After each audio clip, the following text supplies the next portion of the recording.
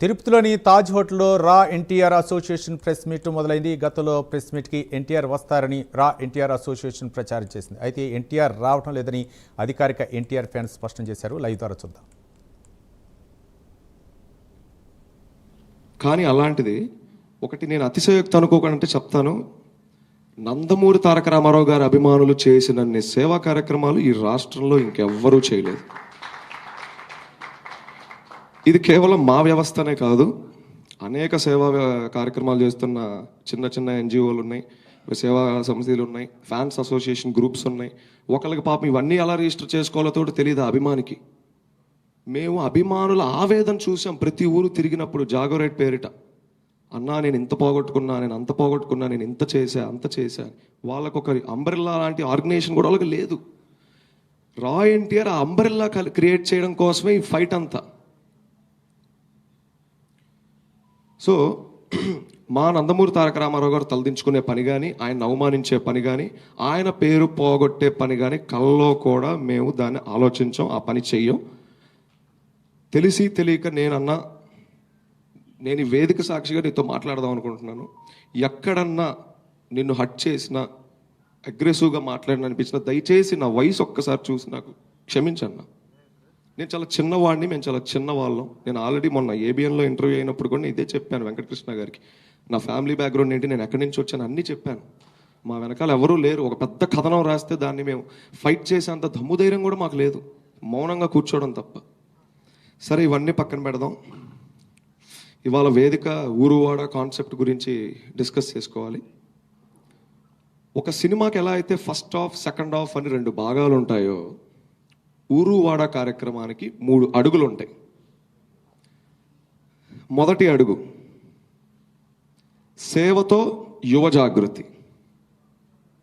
మన ఆంధ్ర రాష్ట్రంలో సుమారుగా 2500కు పైచిలుకు అండర్ గ్రాడ్యుయేషన్ కాలేజీలు ఉన్నాయి. అనగా BTech, degree, law, nursing, MBA, BBA and other than that polytechnic లాంటి కాలేజీలు కూడా ఉన్నాయి. మేము ఎంచుకున్న సెంటర్లో ఒక చిన్న డ్రైవ్ నిర్వహించి యాంటీ సోషల్ ఎలిమెంట్స్కి అగెనెస్ట్గా, అనగా డ్రగ్స్ ఇవన్నీ కూడా యాంటీ సోషల్ ఎలిమెంట్స్ కిందకే వస్తాయి కనుక వాటికి సంబంధించి ఒక సదస్సు నిర్వహిస్తాం. అంటే యాంటీ సోషల్ ఎలిమెంట్స్కి దూరంగా, సేవకి దగ్గరగా.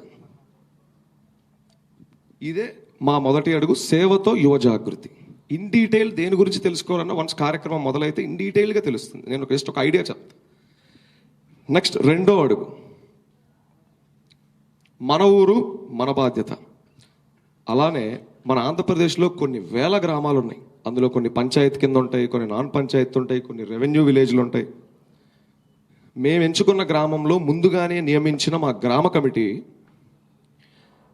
ఆ ప్రాంతంలో, ఆ గ్రామంలో ఎప్పటి నుంచో పరిష్కరించని కొన్ని అతి చిన్న సమస్యల్ని మా వాళ్ళు రికార్డ్ చేయడం జరుగుతుంది, మా గ్రామ కమిటీ. అయితే మాకున్న బలాన్ని బట్టి, శక్తిని బట్టి ఒక 10 సమస్యలు రికార్డ్ చేశారు అనుకుందాం. చిన్న సమస్యలు ఆ పల్లెలో 1, 2 మా వ్యవస్థ తరపున మేము దాన్ని పరిష్కరిస్తాం స్పాట్లో. మేము ఆ రోజు ఆ ఊరికి వెళ్ళినప్పుడు అక్కడే పరిష్కరిస్తాం.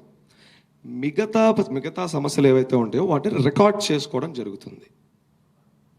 ఇందులో భాగంగా రైతు సదస్సు కూడా ఇందులో నిర్వహిస్తాం. ఈ మన ఊరు మన బాధ్యతలోనే భాగంగా రైతు సమస్య కూడా ఇక్కడే, రైతు సదస్సు కూడా ఇక్కడే ఉంటుంది.